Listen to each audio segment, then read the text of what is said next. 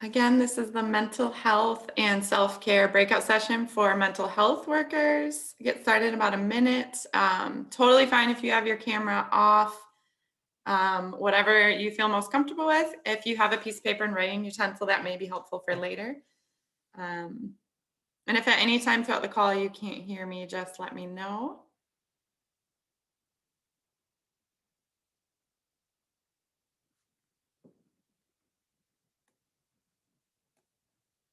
Welcome everyone so far who's here. Hope the conference is going well for you so far.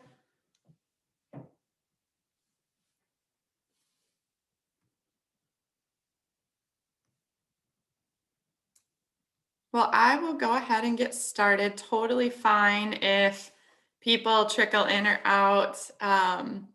Welcome to this self-care and mental health well-being for counselors breakout session. And my name is Jettie, and I'm in this field with all of you. So looks like we have a few of you here, and if more come in, that's great.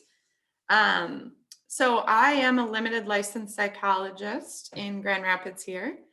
And I knew I wanted to study psychology when I found myself reading like self-help books or psychology books for fun. I don't know if anyone else resonates with that.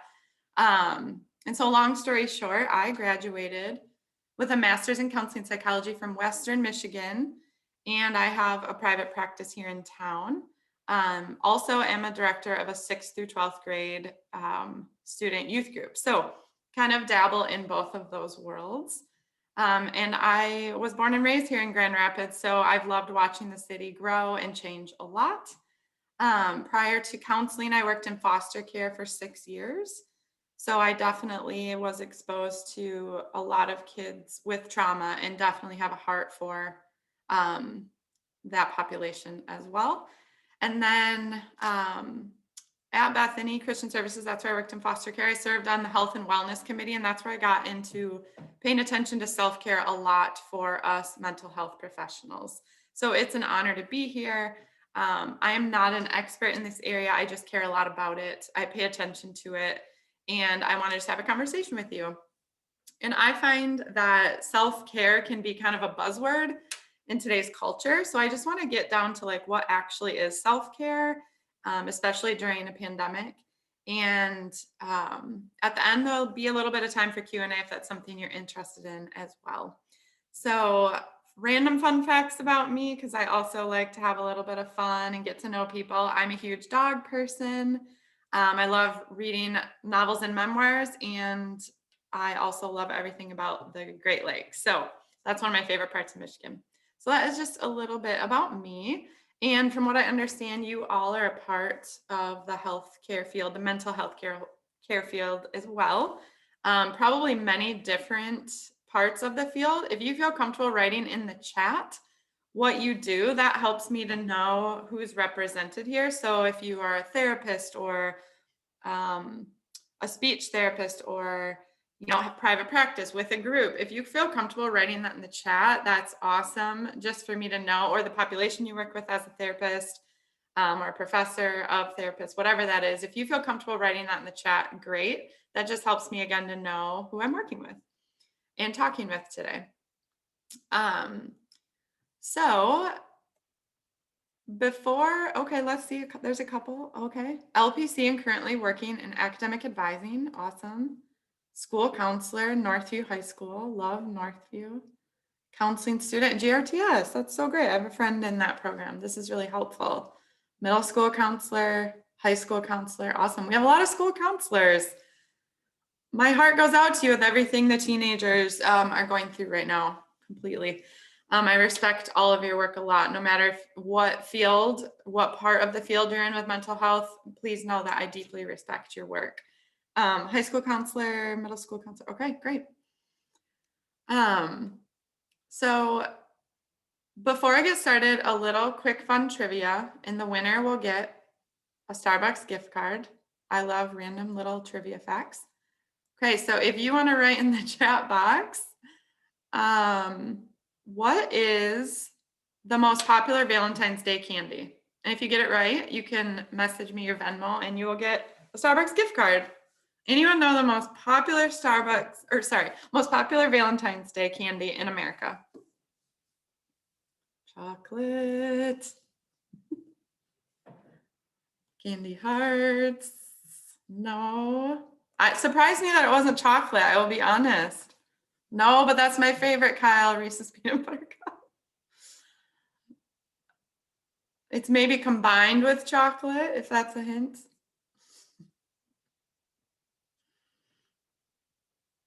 Anyone? You can guess twice. Whiskey. It would be probably a flavor of a chocolate in a box, if that helps. Anyone? Yes, Liz, caramel. Liz, I don't know how to pronounce your last name, Pellegrom. I will get you a Starbucks gift card. Yay, a little bit of fun trivia. Thanks for allowing me to have some fun with you. So if you just private message me your Venmo or whatever, Cash App, anything, I will get you Starbucks money. So yay, thank you for playing along. Also the reason that so I do these presentations here and there, and one of the reasons I like to do that at the beginning, you all know what the last year has been like, and I think little incentives are fun, can really lift someone's day.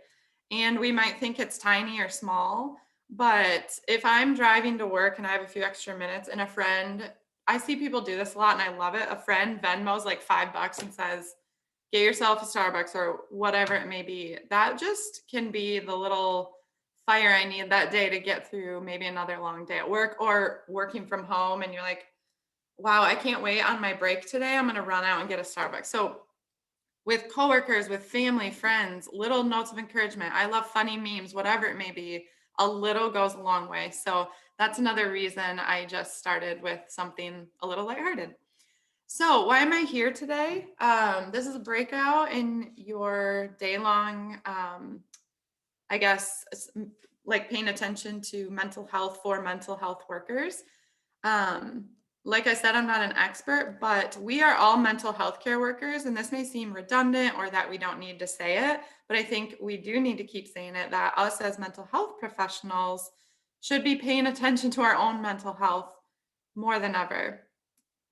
I read an article recently, and I'm just going to say a few notes from it. It was just called Clinician Burnout.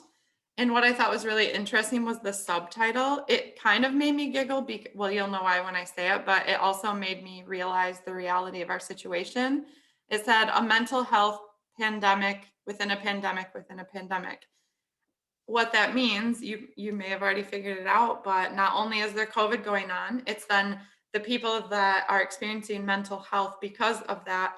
And then us as clinicians are within that trying to assist and help and care for our collective humanity going through something that we've never gone through before. So just a couple things from the article. It says, in some ways, healthcare workers, mental health and physical. I did a presentation last week at Spectrum Health, so that was a very different audience of doctors and nurses. But then the mental health, all of you, we've in a way been like hailed as heroes, or for the first time, people are paying attention to mental health. But we were working probably tirelessly, all of you, before the pandemic, now during. And it's not that we're doing new work, it might just be deeper work. And so right now it said clinician burnout was real before, but now it's building, and COVID-19 has placed an even greater strain on us as mental health workers. And we really need to pay attention of clinician burnout, because we really can offer ourselves. I think the healing we do is the healing we offer to others, truly. And so I think that the fact that that was an article just shows us that we have to be taking care of ourselves. And you all know this, but I'm just here to maybe highlight some ways that we can not only be aware, but keep taking care of ourselves. So we're all in this together. And a little aside, I used to hate when I got on an airplane and they said, put your oxygen mask on yourself first. And I was like traveling with people I loved. And I was like, well, that's silly. Like, wouldn't I want to help this person I'm with and this person? Like, I'm taught to be selfless. And that always sticks in my head. And I mean, this is a little extreme, but if I'm dead, I can't help anyone. I think that's what the airline is going for a bit. But in all seriousness, if I'm burned out or exhausted or just kind of meh about everything, how will I be effective as a mental health worker? So telling it like it is in our world right now. I'm not going to spend a lot of time on this because we're in it, but pandemic racism is, as you know, at the forefront. The election was tiresome, stressful, no matter which part of the election, which side. We have just been through quite a year. We're coming up on a year. And so the thing I want to point out for us, all of you, our personal stress or anxiety or life situations didn't poof go away. So I think of people who now literally are consumed with, well, I just got COVID for 3 weeks and then my family got it. But if they're having trouble paying a bill or they were going through a hard relationship that was possibly moving toward divorce or any life stress, someone's ill, those didn't go away. Families and relationships, all of that continue. So I think that's one of the big reasons that mental health is being paid more attention to, because it's almost like we're hitting our limit, and a little bit more is being piled on than anyone can handle being healthy. A couple other factors I think of why we're finding ourselves in a mental health crisis. Many of us, including myself, I've never worked from home. This is brand new for me. We have to adjust. We have lack of social interaction with more humans than usual. A big one is workload might be bigger or feel bigger. So, people will say like, well, at least you have a job, or you should be grateful you have a job. Well, of course, so grateful to be working, but that doesn't mean you can't feel overwhelmed with your current workload. And like I said, maybe your workload might be bigger or feel bigger. Maybe your workload is actually bigger. Most clinicians I talk to or school counselors are full to the brim, whether you get to school at 7 a.m. or 8 a.m. if you're a school counselor. And my friend who works at a school on the east side said she doesn't even know if she ate lunch. She thinks she had like a snack in passing. And then she's with students who are overwhelmed. And she's like, I blink, the day's gone, but I'm so tired. Or maybe you're a private therapist and for the first time ever, you have a wait list and it's growing and you can't seem to fit in everyone that's on the list. But also maybe your workload isn't bigger and we're more lonely and isolated and stressed. So the usual workload feels bigger. And this is normal. Mine isn't necessarily bigger. It just feels bigger in lots of ways. So I just want to normalize that. And so anyways, I think that's another factor. So to recap this section, our mental health is being affected by the pandemic and everything going on in our nation. Our personal stress is still there. We're possibly working from home for the first time. Relationships have changed a lot. They say that breakups and divorces are on the rise. Part of that is because we may not be used to working from home with our partner when before we both went out of the house to have this great purpose, then came home to have dinner, recap. Now we're within these four walls and maybe there's kids you add into the mix and relationships are strained. Some of us have an outlet of travel for stress relief. Well, that's been pretty much put on hold unless you're driving down to Florida and isolating yourself in an Airbnb. Or maybe you're able to travel a little bit, but most of us haven't traveled as much. And so anyways, this is a different world to exist in. I just want to put that out there. And there's undoubtedly higher levels of stress and anxiety. So how do you maybe know when it's time to not just say, I've got some anxiety, but I need to slow down and take a look at my rhythms. I need some help here. Help could look like many things, as we all know, but it might be you were in therapy, you've taken a break, and you just need to go bi-weekly 4 times. And that can really help to just process out with that third person who's not your spouse, your best friend, your kids, your community, and you just need a reset. We all need resets. So I would encourage you, if you're not in therapy and that feels like something that could help. A lot of times therapists, think, well, I know all the things I tell my clients, so I can definitely do that for myself. But it is different having someone there. And I've went through seasons of being in therapy and out. But um, another thing is that some people have seasonal affective disorder because it's Michigan, and we have like 8 or 9 months of the year with this kind of grayish, snowy weather. So SAD is a form of depression that's due to these seasonal changes. And so if you wouldn't usually have depression, but you're working from home and it's gray and you're not going anywhere, of course that's going to feel more than usual. And then when you put us in the field we're in, it's quite common to be feeling more stress as mental health professionals.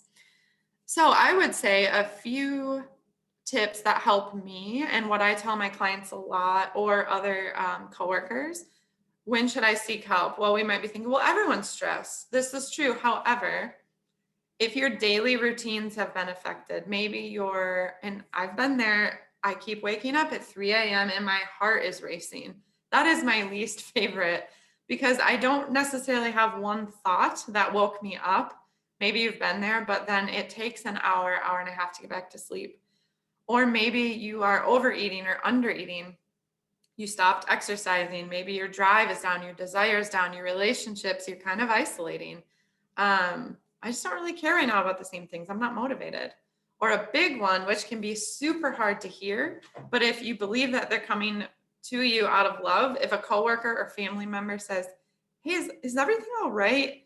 Maybe you've seemed a little off, or, you've been a little bit more short-tempered, or, whatever, fill in the blank. Sometimes the people that love us the most will see the worst. And if you know that they have your best interests at heart and care about you, and your close family members or friends are saying something, there's probably something off for you. And it could be another yellow flag to slow down. Another thing could be, I don't feel like myself, or I can't do what I used to do well anymore.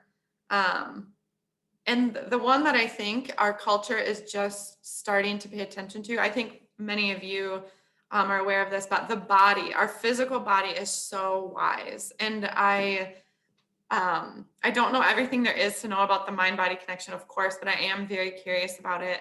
And I'm sure most of you have heard of the book, The Body Keeps the Score. If you work with trauma at all, or even just you're a mental health worker and curious about the mind-body connection, that book was a lot. It was a lot to get through, but I went through it slowly, and it's so helpful with how trauma and anxiety can be stored in our cells.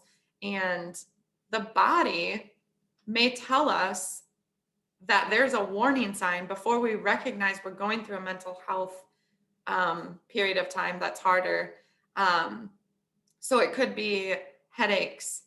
Digestion is a huge, huge side effect of anxiety. It could be that you're achy, or you're not hungry. And it's your body, I think, is so smart to tell you there's something going on here you need to pay attention to. For me, a quick personal story. I lost my mom to cancer almost 14 years ago.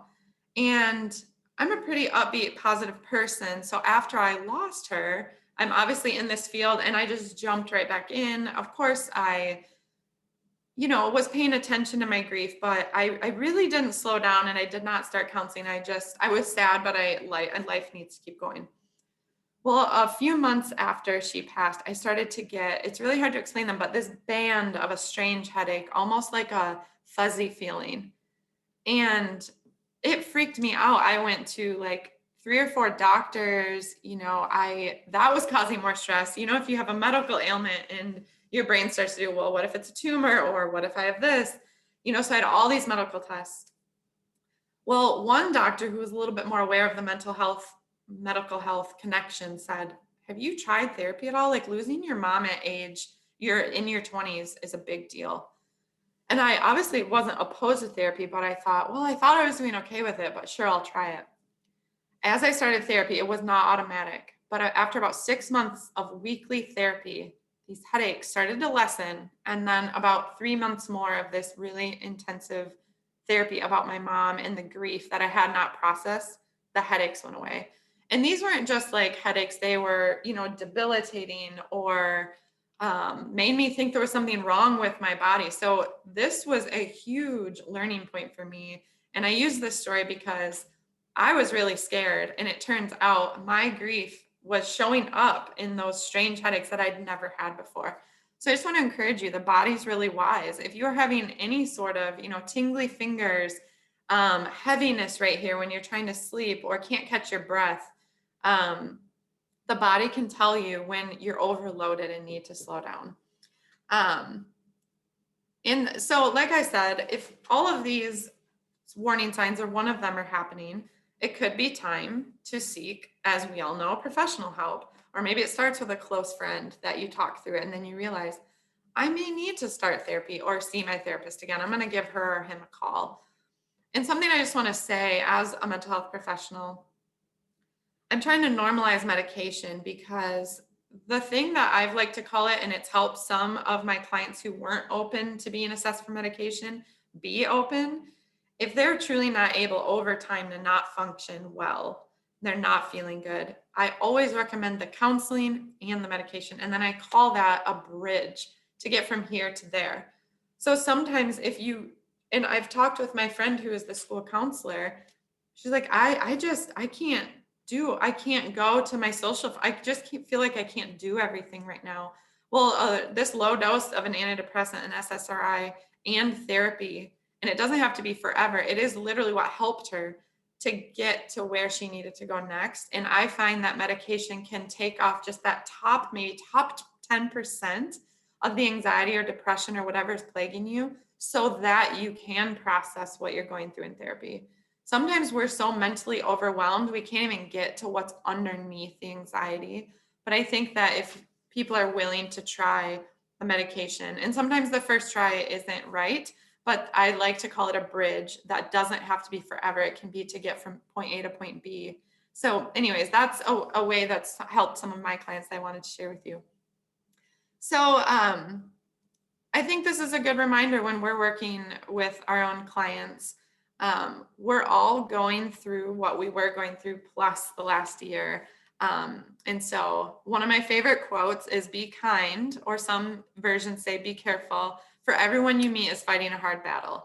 So whether that battle is small and their child didn't turn in their homework, or their spouse is going through cancer, or they lost a house, or whatever it may be, I don't need to list them all. Be kind, for everyone you meet is fighting a hard battle. That really helps me to just start without any assumptions before I work with someone, or before I'm also talking to ourselves, right? We're all going through something, though we're in this field together. A couple more things I want to highlight, and then I'll move into, so what helps us? But some things that really struck me, there's been such a surge of teen suicides in the last year. And one article I read said that there was such a high surge of student suicides that in Las Vegas that they opened all schools, no matter what was going on with COVID, because of the social implications. So to get the kids back in school, they thought would help them to feel like they had a purpose, to go in, to see people. And so that just really alarmed me reading that. And I know, seeing a lot of you work with students, I wish I could hear some of your stories today of the stress level you're all bearing, but I know that teens are going through so much right now. Imagine not having prom or sports or peers at school. I truly can't imagine it. Another population that they were studying in Japan throughout 2020, for adult women, they were the most impacted population there. And more people died from suicide in just the month of October of 2020 than from all of COVID. And that was another one that this just highlights the pandemic of COVID and then the mental health pandemic. We have to be paying attention. And then I already mentioned this, but the pandemic is directly affecting relationships, breakups, and divorces. And healthcare workers, all of us, are more fatigued and stressed. Pine Rest, I talked with my friend at Pine Rest about a month ago. They had over 5,000 calls in 1 week. That just, I had to stop. That was staggering. A lot of my therapist friends are full with wait lists, or they're making career moves. from maybe working one place to like opening up more for more clients or taking, I heard from my own supervisor, who's a psychologist, she's been a psychologist for 25 years. This is the only year where she's had so many former clients call to get back into therapy. So that's another signal point for me that people are really opening their eyes to mental health. And then you see like restaurants, some of them, they're open 25%, but we've had a lot change for us. And then those people don't have jobs. Schools, the big question, are they virtual? How do we do that well? So these facts or statistics just show the pandemic within the pandemic. And so when I worked at Bethany Christian Services, one of the reasons I'm so passionate about self-care and burnout, and it can be true for any of us. My goal was to work there a year because I don't know if any of you have worked in foster care, but it was extremely difficult. So my goal was a year. I told a few of my close family and friends, if I ever A, become jaded, or B, start to burn out, or don't have a zest for life, like any of those, I need you to tell me because I have a feeling it would be hard for me to see it myself. So about year 4 there, I did last more than a year. This is when I was a supervisor, and some, close family and friends were like, something seems a little different. And honest to goodness, I was like Netflixing. I don't know if that's a verb, but I was Netflixing way more than any other habit after work. I would get home just exhausted, and I love to cook, but it was like, no, not tonight. So that was a signal for my friends and family, but not me yet, that, oh, whoa, I need to like see how am I changing, or how is this job affecting me? So that's the big question I want us all to ask ourselves today. Not that you're leaving your job, but how is my job affecting me? And then how can I care for myself out of that? So I think before you know how you create your own self-care plan, you're like, whoa, it's affecting my sleep, my marriage. I used to exercise at Fitness 19 or in my basement with Beachbody or go for walks. And I haven't really been doing that, or I'm eating a lot more Doritos than spinach. That's just a joke. But anyways, truly, I think you have to look at how your job's affecting you negatively, maybe positively as well. But out of the negative parts, you can see what are some ways I've got to be paying attention and inserting more self-care. So that was a little bit of a lot, but I wanted to be realistic about where we're all at and how much I respect the work you're all doing. So what do we do? It doesn't seem like COVID's going away, or maybe what's coming out of COVID is like this mental health surge. So what do we do? How do we stay healthy and well? So I just want to share a couple things with you, let you chew on them yourselves, and maybe brainstorm together things that could help. So think to yourself, and you do not have to write it in the chat box. Maybe you want to write it down. Sit with yourself a second. So try and just focus on your own taking care of yourself. You don't even have to use the word self-care, but how are you doing with paying attention to your mental health? If you were to have this scale, which I think we all can do this, it will look different for all of us. 0 is I've got like no self-care right now. Be honest with yourself. If I have seasons of I'm like a 1 or 2 on the scale. I am desperate. I need something. I need a bath, or I need a break or a nap, or I'm not well. I'm not doing very well. 0, 1, 2 over here. 10 is maybe you're crushing it. I'm not over there right now. I'm not a 10 right now with self-care. But, obviously the goal is to make it so that we're healthier than we are. Where are you at right now? So just take a moment and think, how's my stress level? How am I sleeping? How are my relationships? A lot of people have been using the word in sessions with me, like, I just don't have any motivation. How's your motivation? And so just ask yourself, maybe you jot down a little number, just a mental note of, I'm kind of like a 4 or 5. I'd like to increase to a 6 or 7. Hey, I think if you get to a 6 or 7, you are doing a fantastic job with everything going on. And I want to screen share with you just a couple of images because these helped me. Let me pull this up. Can you all see this okay? Hopefully. It just said, and this really, I like to be on Instagram, but like anyone else, I need to limit my time. But I've been more intentional about following accounts that give me that little perspective. It just says, when I take a break, I'm being productive. And I was like, wait, how? I had to chew on that one. Um, make sure everyone can see this. Yes, we can see it. Thanks. Awesome. When I unplug, I'm being productive. This is big too. When I have fun, I'm being productive. And I know we can't do a lot outside that we do in the summer, but I invested in some more snow gear to be able to just take a winter walk. Or maybe it's having a Netflix watch party and watching, well, now The Office is gone. That was my favorite, sad. But whatever fun looks like for you. Or when I take care of myself and being productive. So I think like this is a mind shift, but productive in the sense of like working on your soul, your mind, your body. You can take a break, even if it's have a 9-hour client day, or you're a school social worker or a school counselor, even if it's 5 minutes or 10 minutes, read a chapter out of a book. I carry a book with me, or maybe it is just check Instagram for a minute or stop looking at a screen. They say like if you look outside 21 feet away for even a minute outside of your screens, that it will kind of reset your vision and give your brain a little break. So you can take a break, you can unplug, you can have fun, you can take care of yourselves, and it doesn't have to be that you're moving backward. So that's something that really stuck with me. I wanted to share with you. And then one other one I wanted to share, another account I follow on Instagram. But these are small things. I thought these were very tangible, small things that can make life significantly better. So it says a nighttime checklist to wrap up your work and personal life so you go to sleep with a clear head.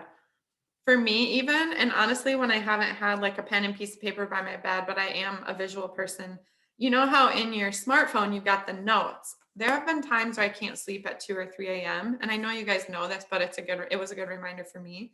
If I've got 6, like, oh, I want to tell this client that, I need to send that bill in, I open up the note and I just like write the 8 things down and then close it.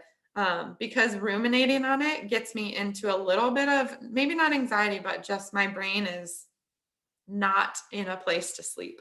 Automating your bills. Some people right now, I know it may seem smaller, like, man, I've been late on a few bills. That's not like me. Well, maybe you're tired, your brain's tired.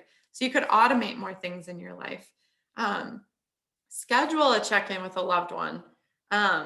And that could be, hey, once a month we're doing a family Zoom until we can see each other in person. Or maybe you are seeing your family, but my best friend lives in Florida. Every other week, let's do, maybe it's coffee hour or your favorite glass of wine or whatever that may be. Or maybe you do a virtual book club, something like that. Take up a hobby. In the hobby, it says takes your attention away from screens. Like, I've read more in the last year because I just had to set my phone down. I just was using my phone a lot more than usual. So a hobby, maybe it's something to get you getting back into your creative senses. And then this could be any sort of Instagram feed, but unfollow something. This account is from the Financial Diet, which I love its tips on just stewarding your money well. But it says that make you want to be better, not spend more. You could insert a lot of words there, like start unfollowing accounts that make you feel bad or feel jealous or feel less than. Just unfollow, because right now we don't need any extra stress. So those are just a couple of images that I found encouraging on Instagram even. So with self-care, now that you have your little score, you could just ask yourself, how am I doing? I think the big difference between just zoning out and self-care is that how do you feel when you're doing the activity? And this won't be perfect, but some nights it is Netflix for 3 hours or Hulu or whatever of the million streaming services there are now. But for some, it might be one night you just need to watch a movie. But some questions. So what I found with self-care is don't just tell the person, oh, you need to get better with your self-care. They're going to be like, well, yeah, I know, but like, where do I start? I like to ask people questions. What energizes you? What do you lose track of time doing? That's my favorite one. I lose track of time when I'm with a puppy, a dog, or at the lake. I know we can't go there and lay in the sand. Well, you could, but it might be cold. But what do you just lose track of time doing? Or what makes you feel joy, or just like, I feel light right now? So if you can ask yourself, what makes me feel lighter or lose track of time? Is it popcorn and movie night with your family? Is it a bath with Epsom salts? I hear that's all the rage. Maybe it's going to bed 1 hour early with a book instead of your phone. I'm guilty. Some nights I scroll for a half hour before bed, and I can't imagine that's a good thing, but I do it sometimes. So it's not just zoning out. It's how do you feel when you're doing the activity that's supposed to be helping you care for yourself? So what re-energizes you? Only you know. What fills me back up? What do you lose track of time doing? Pay attention to how you feel when you do these things, and then after. And it's almost like an experiment. It might not stick the first time. It might not be a walk around your neighborhood, or it might be. Or maybe it's different based on the day or that you've had or your stress. But pay attention to your personality and what you need. I don't know if any of you have heard of the Enneagram. I'm just going to say this because I think we have to pay attention to our own personality when we know what we need for self-care. And if you haven't checked out the Enneagram, I think it's a really cool personality tool resource. I am being trained right now as an Enneagram coach. And I just want to share, like, for some, if you do know the Enneagram, like a 3 may need to like just chill at night and not produce, or try and get ready for the next day right away. Like a little buffer between making dinner and then making the kids lunches. Maybe it's, hey, you need to sit down a moment and not produce something. That's perfect. Or maybe a 2 or a 6 just needs to let the other person make dinner for once, or let them run them a bath and say, I got you your favorite flowers today, to receive from others. Or maybe a 7 just needs to stay home and not take a yes on 3 social activities in one night, and say, you know what, I'm just gonna stay home tonight, even though I have FOMO. The point is, you just know what you need to know what you need in order to truly rest, in order to get filled back up. So I have a couple of visuals. I like to read. This is an excellent book. I read The Ruthless Elimination of Hurry this year. I like to have some plants that I nurture. It reminds me to drink water, because if I don't water them, they're all dried up and gross. Maybe it's a candle. These are small things because I don't have time for the bigger things right now. I like to take a walk with a podcast. These are just earbuds. And I never feel like going on the walk, but when I'm in it, it's like, okay, I'm not looking at the computer screen. So anyways, all the ideas of self-care. I think a lot of times we just need a reminder and a pause. So what I'd like you to do, if you're willing, take a pen and paper, or if it's a note in your phone, or just you like to do it mentally, write a small list, 3 to 5 things right now. I find that if I do it in the moment, it makes more of an impact because we don't have time later. Write 3 to 5 things that would fill you back up. And maybe your stress isn't terrible right now, but it could be in 2 weeks. So take some time and just write out 3 to 5 things just for you to see. Maybe they're little things or big things that could just really help if you've had a terrible day or week. So write those down right now, or mentally note them. 3 to 5 things. I'm not going to break us up into Zoom room breakouts right now because we have a little bit of a smaller group. I was going to do that, but I'll just have us stay here. And for some people, it's, I need to make that doctor's appointment. I haven't been feeling well for 6 months now. Who's been there? Or I think I have a cavity. No one likes to go to the dentist. Well, maybe like 1% of the population, but so maybe you need a little bit of a big change for self-care. Maybe those are on the list, or make a budget. So write those out. And then what I want you to do, and you can get creative. I want this to work for you. It doesn't have to be a certain list. So if you've written down 3 to 5 things, I want you to circle 1 that you can commit to doing in the next 7 to 10 days. So maybe you wrote down, read that fiction book that everyone has been talking about. I've noticed reading and fiction is up right now. So I think people are getting more into reading. because we have more time at home, or take your dog on a walk, or play a game with your family, or cook a meal, or just breathe or meditate. So circle one. And my encouragement would be 2 small encouragements, because this is about you and self-care. And I really am passionate about this and our well-being. Pick one of those things to do in the next 7 to 10 days, even if it's a little bit of time. You might start to like it and do it again. The other thing is, tell one person, just one person. And that can be vulnerable, but tell one person, whether it's a coworker and the self-care is related to work, like, hey, when I eat lunch, I need to eat lunch for 15 minutes. Can you just ask me if I've done it? Or if it's at home and you want to put your phone down and take a bath, tell your partner. My encouragement would be A, try it once, at least in the next 7 to 10 days. B, tell someone. And that's just a small way to say, I matter. You all have, from what you wrote in the chat, like, our jobs are hard and stressful. So I would really, really encourage you, if you hear nothing else out of this time, find the one thing you can do in the next 7 to 10 days and ask someone to ask if you did it. And of course, if you don't do it, there's no shame or guilt. It's okay. I got to day 10, I didn't do it, but tomorrow I know I have the house to myself. And maybe it's you want to make your favorite coffee and listen to a podcast. I encourage you to do that one thing for yourself. And so I know we have about 15 minutes left. The thing I want to encourage us with, 2 more things. Are there any silver linings in this last year? And I'm not saying these to be trite or pass off how hard the last year has been at all. I am aware, like I said, of the pandemic, the election, mental health. I feel like I'm trying to be aware of these things.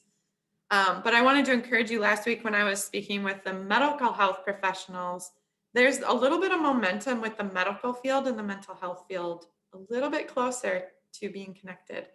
I don't know if any of you have been in for a physical or PCP lately, but they are like asking clients, I don't know if it's mandatory, but my last physical, they asked me to fill out an anxiety and a depression questionnaire. And it was not just it was like a 1 sheet, pretty thorough. That actually gave me some encouragement. And my PCP also told me that her like doing psychotropics. So not all PCPs will prescribe them, but my PCP will. And she was saying that she's never before prescribed as many psychotropic medications as now. And she didn't think that was necessarily bad. She thinks, so this is another silver lining, and I'm sure you've probably thought about this, but I think there's more awareness than a year ago of how important mental health is. And something that's cool about the next generation, I'm a big advocate for teens, because in 10 years, they will be adults in the working field. Not just that, I think they're really fascinating creatures. I love teenagers, and that's my main clientele for therapy. But they're pretty open right now about talking about their emotion. A lot of teens are seeking therapy. So this trend could be a silver lining, that we're just talking about it more. How are you doing? Not just how are you doing? Fine, good. How are you? You know, this happened, you know? So I think there's more merging and collaboration of the medical field, the mental health field. There's more awareness, and maybe the stigma is decreasing around mental health. People are asking for more help in the last year. I think teens and kids are going to counseling way more. I never thought about counseling as a teen or college student. Honest to goodness, it wasn't until after my mom died. But the other thing with these silver linings, again, I know the weight of the last year. I don't know what each of your personal stories are or your jobs, but if we can find one small positive thing at the end of each day, studies show that this helps like your mood over time. I don't think like, you know, one day you do a gratitude list and your life is fixed, but I think that I love when parents do this with their kids too. 3 small things. Maybe it's at the dinner table together, you talk about it, or before bed. Some days it's hard to find the things, not gonna lie. Maybe it's the smell of coffee being made in the morning. I'm really tired. I loved the smell of coffee, or the sun came out, or I got to pet a dog. It can be tiny, but it helps. So Someone wrote in the chat, I just wanted to look. I thought my doctor also went into how much stress people have been under and did a big check-in with me, and I was there for something else. Thank you so much for sharing that, Liz. That actually encourages me, because this is a really hard season, and I think that there are some silver linings with the last year, and I'm proud of people saying we can talk about our mental health.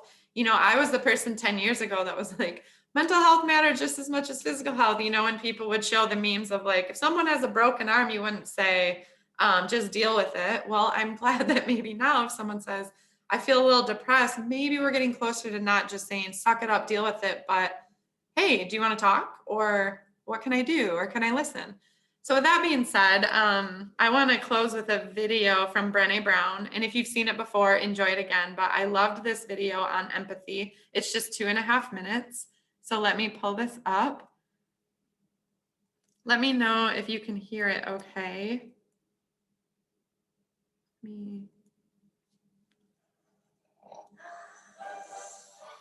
Can you hear it?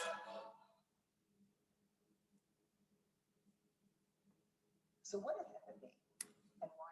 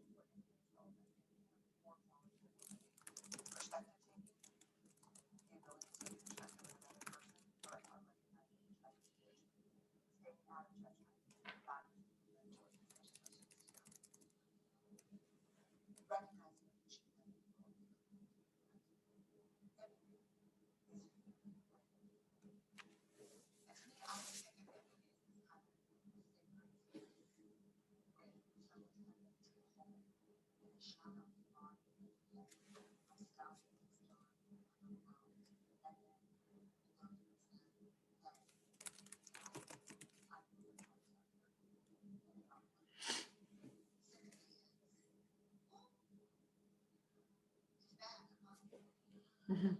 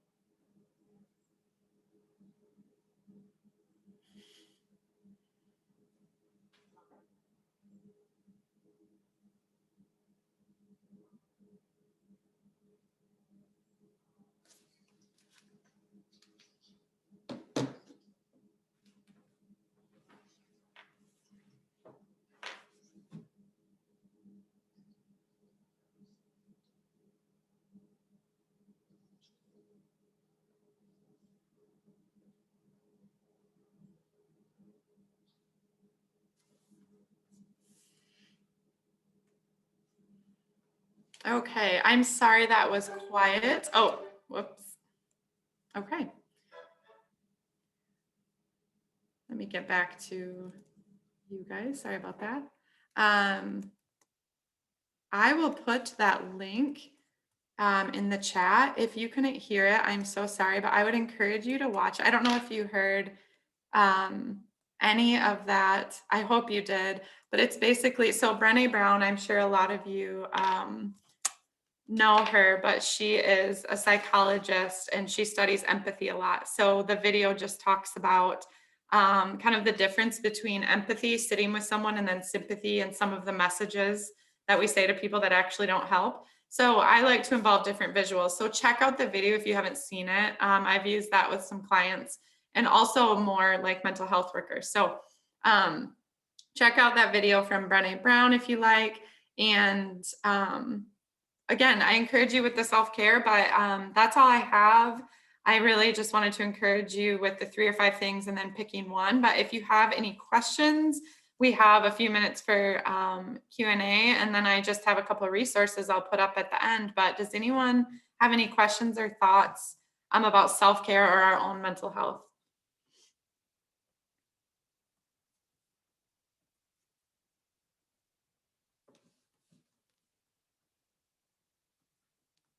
And you can totally put them in the chat or say them out loud if you do. There's also no pressure.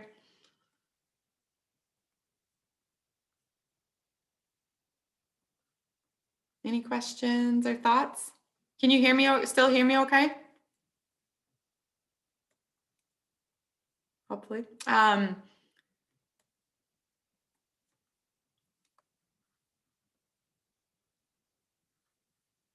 What I was going to say, if you weren't able to hear everything from the Brené Brown empathy video, something cool that it's true that sometimes we say things to someone who's struggling because we're struggling ourselves. So sometimes we are the friend and sometimes we need a friend. So again, if you have time to watch that 2.5-minute video, that would be great. And, you know, if you take something from today, my encouragement would just be make a little bit of time for yourself. You are all doing such important work and we're tired. So pay attention to your own mental health. And again, it's an honor to be with you. I know you'll probably be breaking for lunch soon. Anyone, any last minute questions before I just share some resources and then let you all go to what's next?